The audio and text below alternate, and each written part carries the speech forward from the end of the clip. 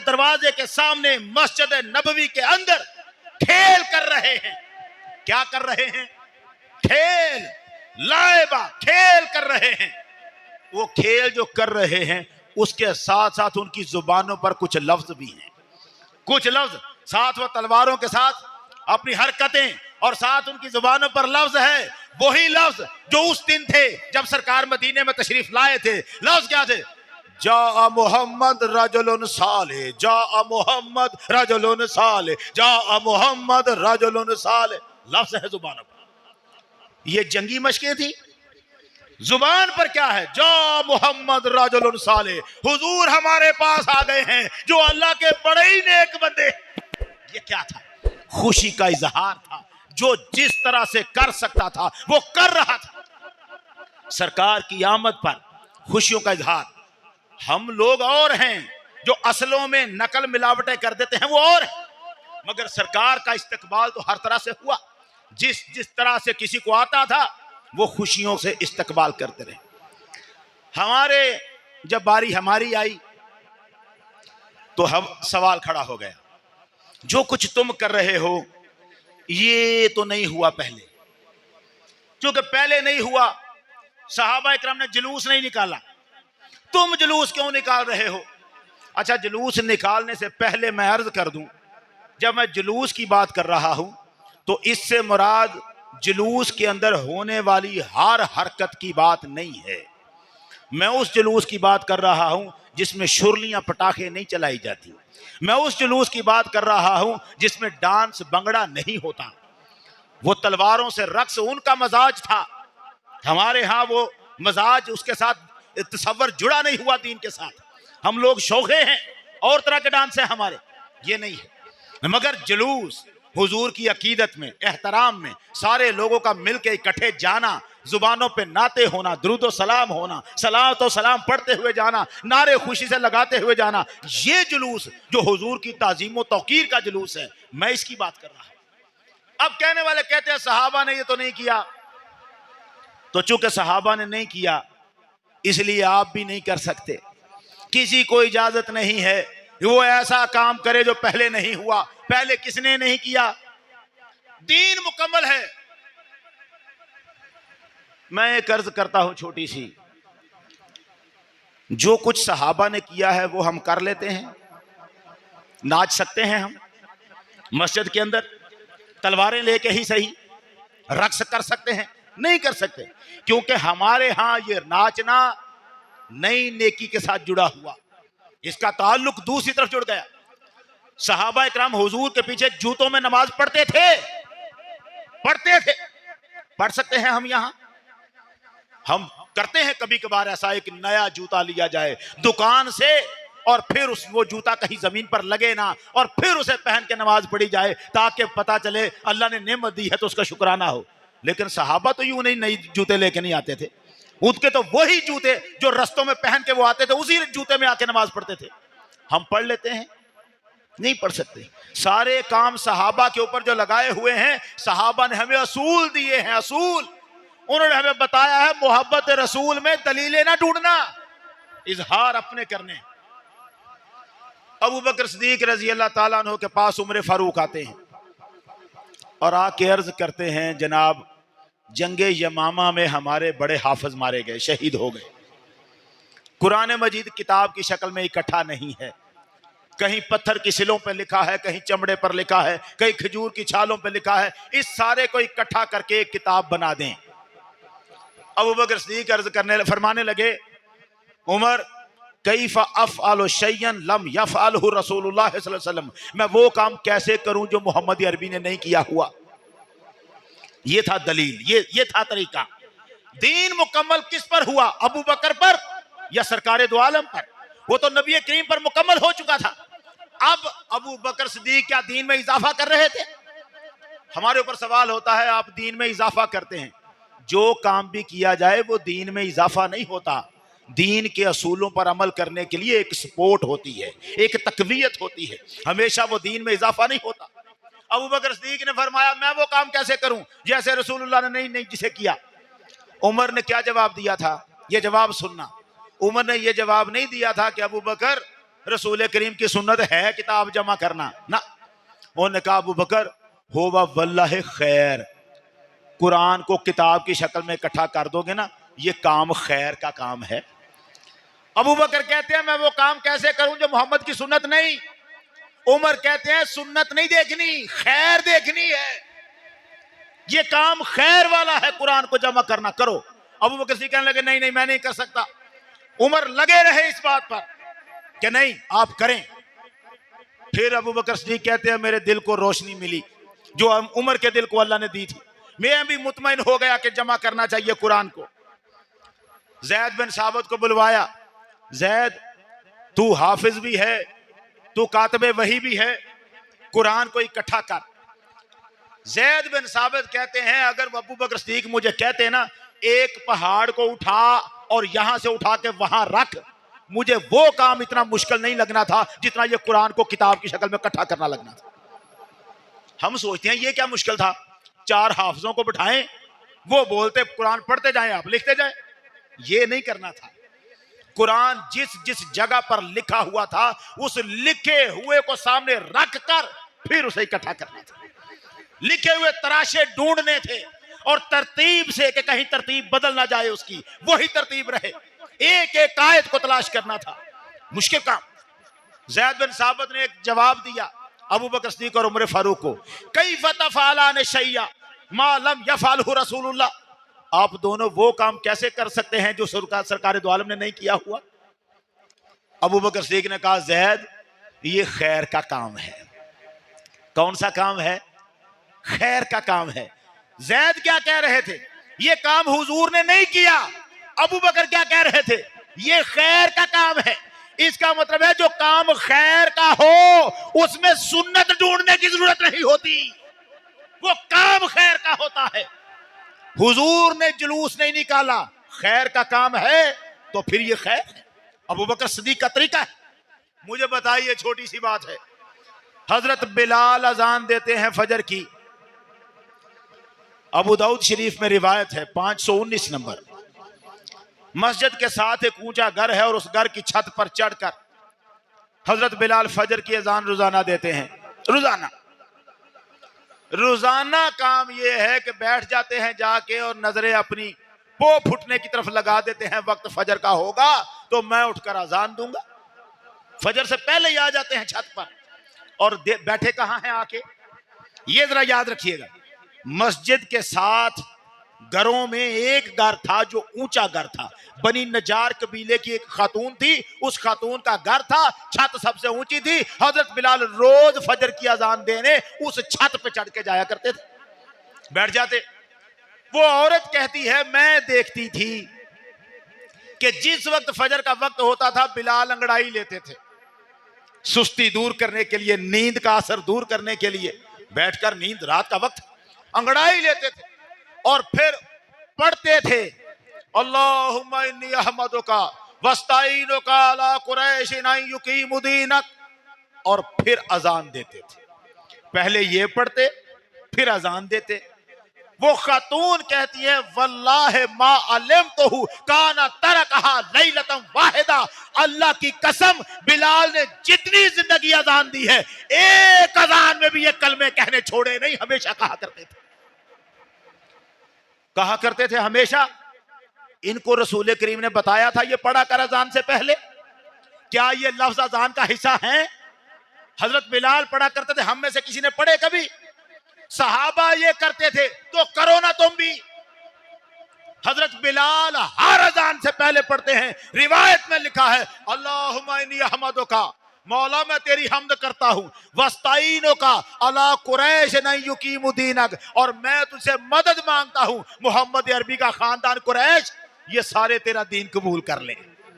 दुआ, क्योंकि उनको पता था मोहम्मद अरबी का खानदान कुरैश का है और सरकार को बड़ी तमन्ना है कि मेरा खानदान सारा का सारा मुसलमान हो जाए। हुजूर की तमन्ना के लिए बिलाल ये दुआ करते हैं परवरदिगारा कुरैश के लोग मुसलमान हो जाएं। बिलाल ने तो दुआ कर ली, हम इसके बदले में क्या करते हैं? बिलाल ने ये दुआ कहां से सीखी थी? किसने बताया था रोज ये दुआ कर और बिदअत नहीं होगी? किसने बताया था? ये दुआ सिखाई किसने थी? रसूल करीम ने तो नहीं सिखाई। कुरान में तो नहीं आई। अबू बकर ने अपने पास से, बिलाल ने अपने पास से पढ़ी और वो पढ़ते रहे सारी जिंदगी बगैर आयत और हदीस के, इसे पढ़ते रहे। वो बताना चाहते थे जो अमल हुजूर की मोहब्बत में किया जाता है उसके लिए दलीलों की जरूरत नहीं होती। दलील सिर्फ इस बात की होती है कहीं सरकार दो आलम ने मना ना किया। उस्मान गनी ने जुमे की दूसरी अजान खुद इजाफा किया। एक ही अजान जो इमाम के सामने पढ़ी जाती है वो ही अजान थी सरकार दो आलम के जमाने में। उस्मान गनी ने कैसे दूसरी अजान बना दी कि ये एक अजान पहले दी जाए? क्या उस्मान गनी ने दीन में इजाफा किया? नहीं, इजाफा नहीं किया। सरकार ने देखा उस सैयदना उस्मान गनी ने कि अजान जुमा के वक्त दौड़ के मस्जिदों में आने का हुक्म है और लोग अब गफलत बरत रहे हैं, लिहाजा इनको चाहिए कि पहली अजान सुनकर मुतवज्जे हो जाएं, इनको ख्याल आ जाए यार आज तो जुमा है, और जब अगली अजान हो तो ये दौड़ के मस्जिद में पहुंच जाए, इनकी गफलत से बचाने के लिए। इसका मतलब है उस्मान गनी के ये अजान किस लिए थी? असल अजान के वक्त लोग मस्जिद में पहुंच जाएं, दीन के हुक्म पर अमल करवाने के लिए हजरत उस्मान ने एक काम नया रखा था, मगर वो काम दीन में इजाफा नहीं था। अगर उसे छोड़ दिए कोई उसका गुनाह नहीं है, क्योंकि वो उस्मान गनी ने काम करवाया है। दीन में इजाफा कर दिया। आप मिलाद का जिक्र कर रहे हैं। अच्छा, हमने यहां शुरू की महफिल मिलाद और दूसरों की मस्जिद में हो गई सीरत कॉन्फ्रेंस। सीरत कॉन्फ्रेंस क्या है? हम यहां बताएंगे महफिल मिलाद नहीं करनी। आप मस्जिद में जलसा कर रहे हैं महफिल मिलाद का, हम यहां जलसा कर रहे हैं कि महफिल मिलाद नहीं करनी। महफिल मिलाद का जलसा तो हो गया बिदअत, और महफिल मिलाद को रोकने का जलसा ये कौन सी हदीस में आया हुआ है? हमने तो बिदअत कर ली कि जलसा कर लिया मिलाद का, आपका कौन सी हदीस में आया हुआ है? सीरत कॉन्फ्रेंस किस रिवायत में लिखा है? और मैं आपको एक और रिवायत सुनाता हूं। रसूल करीम सल्लल्लाहु अलैहि वसल्लम ने जुमे के अलावा कोई दिन तय नहीं किया लोगों को खुतबा देने के लिए। लोगों को इकट्ठा करके, जुमे का खुतबा है ना, एक तकरीर है, सुनी, घर चले गए। हजरत अब्दुल्ला इब्ने मसूद ने जुमेरात का दिन भी तय कर लिया, हर जुमेरात को आया करो मेरे पास, बैठा करो, मैं वाज किया करूंगा। हर जुमेरात को वो खुतबा दिया करते, वाज़ो नसीहत किया करते। लोगों ने कहा हजरत आपकी बातें बड़ी प्यारी हैं, आप हमें रोज ही खुतबा दिया करें। वो कहने लगे रोज नहीं, मैं नहीं चाहता तुम्हारी तबीयतें तंग आ जाएं, इसलिए जुमेरात की जुमेरात को खुतबा देते हैं। जुमे का काफी नहीं, सरकार ने तो मुकर्रर किया है जुमे का। अब्दुल्ला इब्ने मसूद ने जुमेरात का कैसे कर लिया? ये बिदअत नहीं, जो हुक्म हुजूर ने दिया था, दीन तो वही था। किसी सहाबी को भी इजाजत नहीं है दीन में इजाफा करने की। वो जो काम करे वो इजाफा ना गिना जाए, हम अगर कोई काम करें तो वो इजाफा हो जाए। सरकार ने फरमाया है, हदीस सुनाई जाती है, जिसने हमारे दीन में कोई ऐसा काम किया जो इसमें से नहीं है तो वो मरदूद है। लिहाजा तुम्हारा ये मिलाद का जलसा जुलूस मरदूद, क्योंकि ये तो हुजूर ने। अब आप इस हदीस पे गौर कीजिएगा, जिसने हमारे दीन में कोई नया काम निकाला जो इसमें से नहीं है वो काम मरदूद है। नया काम तो होता ही वो है जो उसमें ना हो। तो सरकार दो आलम इतना ही फरमा देते, जिसने इस दीन में कोई नया काम निकाला वो मरदूद है। मगर हुजूर ने तो आगे लफ्ज दिए हैं, जिसने इस दीन में कोई ऐसा काम निकाला जो इसमें से नहीं है। इसका मतलब है ऐसे काम भी हो सकते हैं जो इसमें से हो। जिस काम की असल पीछे मौजूद हो दीन में वो नाजायज नहीं होता। असल चीज असल को देखना होता है। ये खाम खा के जो फतावे लगाकर वो जी ये काम कर लिया, ये दीन में नहीं था, दीन का हिस्सा नहीं था। आपको पता ही क्या है कि दीन का हिस्सा क्या है? मोहम्मद अरबी की मोहब्बत, हुजूर की आमद पर खुशियां मनाना, सरकार की आमद पर शुक्र अदा करना अल्लाह का, यही तो दीन है, यही तो दीन का हिस्सा है। यही तो वो महफिलें हैं जिनसे औलादों को सिखाया जाता है। वो कहते हैं आपने ये काम कर लिया तो क्या हासिल हुआ? हमने ये काम कर लिया, महफिल मिलाद कर ली। अब इसका पता है असर क्या हुआ है? हमारा बच्चा वहाबी नहीं बना, ये नतीजा है हमारा। अगर वो महफिल मिलाद ना करे तो वो वहाबी बने। और वहाबी कौन है? जिसको अदब रसूल का कोई ख्याल नहीं। जरा फजीलत रसूल की पढ़े उनके सामने, तौहीद के ऊपर जद लगने शुरू हो जाएगी। अकीदा ये है इनका कि जी बस अल्लाह की जात के साथ आप मोहम्मद अरबी को मिला रहे, ये बना के बहाना। और खुद कहां गिरते हैं? जन्नत में जब सारे लोग जाएंगे अल्लाह हर काम का इख्तियार दे देगा। अल्लाह खुदा है, जन्नतियों को छोटा खुदा बना देगा। ये लफ्ज है इनकी तौहीद। जन्नती छोटा खुदा, तब तेरा शिरक नहीं हुआ। और हम ये कहते हैं अल्लाह ने मोहम्मद को जहान का मुख्तार बनाया, ये शिरक हो गया। सरकारे दो आलम की फजीलत बयान करना शिरक हो गया। सिर्फ बेतुकी सी बातें हैं जो बनाई जाती हैं, सुनाई जाती हैं। हदीसों को ना समझकर जो नतीजा निकलता है वो बदतमीजी का होता है, बेअदबी। लेकिन उसके साथ दूसरी तरफ हम लोग हैं, कुछ कोताहियां हम जानबूझ के करते। हमने मिलाद में लाइटिंग करनी थी, उस लाइटिंग करने के लिए हमने तारें दूसरों के मीटरों में लगाई, बगैर पूछे लगाई, इजाजत के बगैर लगाई। अगर कोई रोके तो वो मिलाद का मुनकर, वो गुस्ताखे रसूल, वो मिलाद। ये तसव्वुर अगर किसी ने रखा, अगर किसी ने रखा कि मिलाद की मुझे लाइटें नहीं लगाने दे रहा, ये मेरी लाइट तारें अपने मीटर में नहीं लगाने दे रहा, ये बड़ा गुस्ताख है, ये मुनासिब बात नहीं। यकीनन ऐसा तो नहीं करते होंगे हम कि गुस्ताख समझे, मगर यूं जरूर हुआ है कि दूसरों के मीटरों में बिन पूछे तारें लगाई गई। ये तो चोरी है।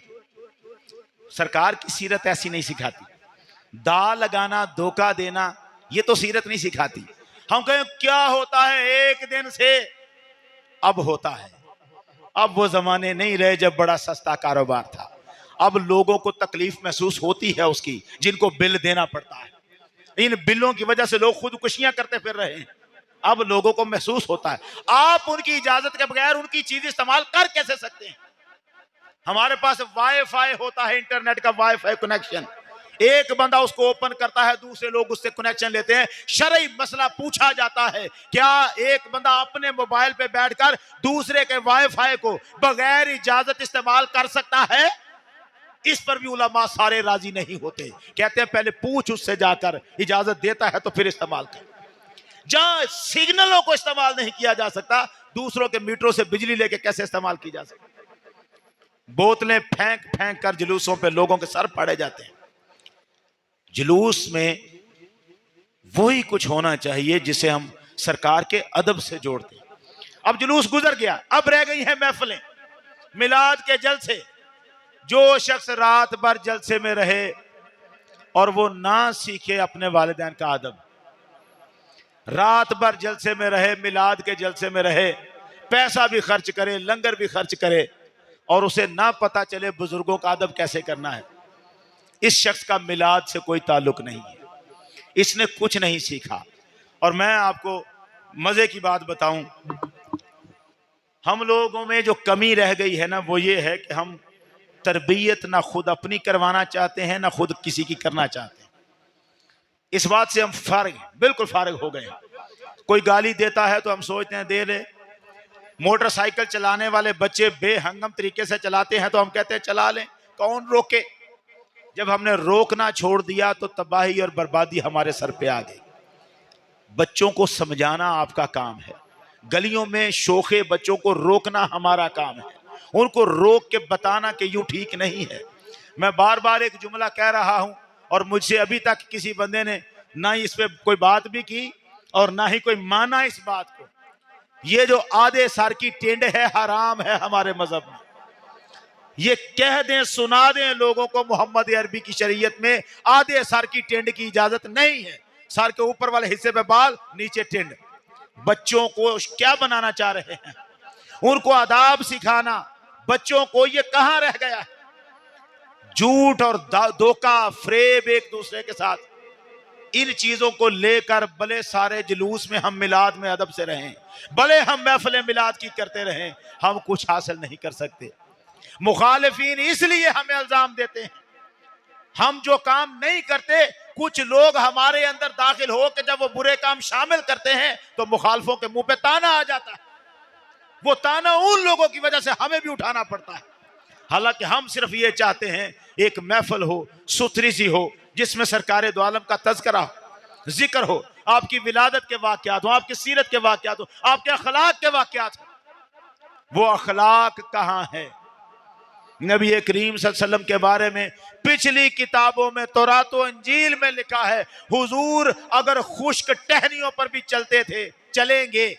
ये तौरात और इंजील में लिखा है, हुजूर अगर खुश्क टहनियों पर भी चलेंगे तो कदमों से आवाज पैदा नहीं होगी। इस जुमले को लिखने की क्या जरूरत थी? तौरात के अंदर जुमले को लिख दिया, अगर मोहम्मद खुश्क टहनियों पर भी चलेंगे तो आवाज नहीं पैदा होगी। यानी चलने में भी इतना सलीका, इस अंदाज को इख्तियार किया हुआ है। किसी की तरफ देखा है तो पूरे के पूरे मुड़ के उसकी तरफ देखें, उसकी इज्जत का ख्याल किया है। सरकार दो आलम ने आने वालों को जगह देकर किसे समझाया था?